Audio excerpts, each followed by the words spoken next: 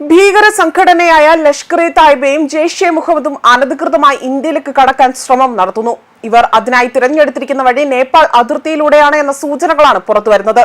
പഹൽഗാം ഭീകരാക്രമണ സമയത്ത് നേപ്പാൾ സ്വദേശി കൊല്ലപ്പെട്ടിരുന്നു. അതിന്റെ പശ്ചാത്തലം വിലയിരുത്തി തന്നെയാണ് ഇത്തരമൊരു നിഗമനത്തിലേക്ക് എത്തിയിരിക്കുന്നതും.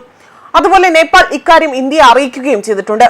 Nepal institute for international cooperation and engagement ബുധനാഴ്ച, അതായത് ഈ ജൂലൈ 9-ാം തീയതി കാഠ്മണ്ഡുവിൽ സംഘടിപ്പിച്ച ഉന്നതതല സെമിനാറിലാണ് നേപ്പാൾ പ്രസിഡന്റിന്റെ ഉപദേഷ്ടാവായ സുനിൽ ബഹാദൂർ തപ്പയാണ് ഇക്കാര്യങ്ങൾ ഇന്ത്യ അറിയിച്ചിരിക്കുന്നത്. പാകിസ്ഥാന്റെ ഭീകര സ്വഭാവവും അവർ ഭീകരർക്കും അവരുടെ സംഘടനകൾക്കും നൽകുന്ന പിന്തുണ ചെറുതല്ല എന്നും വിലയിരുത്തിയ പ്രസിഡന്റിന്റെ ഉപദേഷ്ടാവ് പാകിസ്ഥാന്റെ വ്യക്തമായ ചിത്രമാണ് ലോകരാജ്യങ്ങൾക്ക് മുൻപിൽ തുറന്നു കാട്ടിയത്. അതായത് ഇന്ത്യ വ്യക്തമായി മറ്റു രാജ്യങ്ങൾക്ക് മുന്നിൽ അവതരിപ്പിച്ചത് എന്താണോ അത് തന്നെയാണ്, അക്കാര്യങ്ങൾ തന്നെയാണ് ഇപ്പോൾ നേപ്പാളും ആവർത്തിക്കുന്നത്. മാത്രമല്ല, ഇനിയും ഒരു ഭീകരാക്രമണം ഉണ്ടാകാനുള്ള സാധ്യതയും തള്ളിക്കളയാൻ കഴിയില്ല. ദക്ഷിണേന്ത്യയിലെ തീവ്രവാദത്തിന്റെ അടിയന്തര പ്രശ്നത്തെക്കുറിച്ച് ചർച്ച ചെയ്യുന്നതിനായാണ് നേപ്പാൾ ഈ സെമിനാർ സംഘടിപ്പിക്കുന്നതും. ഇന്ത്യയിൽ നടക്കുന്ന ഭീകരാക്രമണങ്ങളുടെ പ്രതിധ്വനി നേപ്പാളിലും സംഭവിക്കുന്നുണ്ട് എന്നും സുനിൽ ബഹാദൂർ തപ്പ വ്യക്തമാക്കി. പഹൽഗാം ഭീകരാക്രമണത്തിലും ഒരു നേപ്പാൾ സ്വദേശി കൊല്ലപ്പെട്ടിരുന്നു. ഭീകര സംഘടനകൾക്ക് പാകിസ്ഥാൻ തുടർച്ചയായി നൽകുന്ന പിന്തുണയെയും അദ്ദേഹം വിമർശിക്കുകയും ചെയ്തു.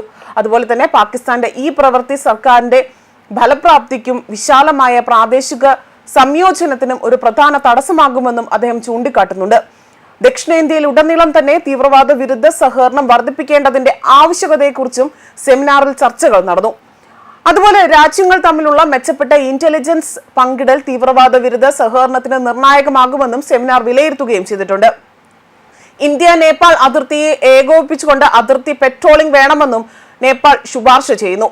അതിർത്തിയിൽ അത് കടന്നുള്ള ഭീകരവാദ ഭീഷണിക്കെതിരായ നിർണായകവും ഫലപ്രദവുമായ പ്രതികരണത്തിനായി തന്നെ ഓപ്പറേഷൻ സിന്ദൂർ സെമിനാറിൽ പരാമർശിക്കപ്പെടുകയും ചെയ്തു. അതേസമയം പാകിസ്ഥാൻ ഓപ്പറേഷൻ സിന്ധൂരിലൂടെ ഇന്ത്യ പാകിസ്ഥാനിലെ ഭീകര കേന്ദ്രങ്ങൾ തകർത്തതിന് പിന്നാലെ തന്നെ ഉന്നതതല ചൈനീസ് പ്രതിരോധ പ്രതിനിധി സംഘം ഇസ്ലാമാബാദിൽ എത്തുകയും ചെയ്തു. മേഖലയിൽ ചൈനയുടെ സ്വാധീനം കുറയുന്നത് തടയാനുള്ള നിർണായക ശ്രമത്തിലാണ് എന്നും വിദഗ്ധർ വിലയിരുത്തുന്നു. People's liberation army air force chief of staff lieutenant ജനറലായ വാങ്ഹങ് Pakistan air chief marshal Zaheer Ahmed Babar സിദ്ധിയുമായി കൂടിക്കാഴ്ച നടത്തി. ചൊവ്വാഴ്ച ഇസ്ലാമാബാദിലായിരുന്നു കൂടിക്കാഴ്ച നടന്നതും. അതുപോലെ തന്നെ സുരക്ഷ, പരസ്പര സഹകരണം എന്നിവ സംബന്ധിച്ചുകൊണ്ട് ഉഭയകക്ഷി ചർച്ചകളാണ് നടന്നതെന്നും പാക് വ്യോമയാന സംഘം വിശദീകരിക്കുകയും ചെയ്തു. എന്നാൽ ഈ സന്ദർശനത്തിന് നയതന്ത്രപരമായ സൗഹാർദ്ദത്തിലുപരി തന്നെ ആഴത്തിലുള്ള പ്രാധാന്യമുണ്ട് എന്നാണ് സൂചനകൾ പുറത്തു വന്നിരിക്കുന്നത്.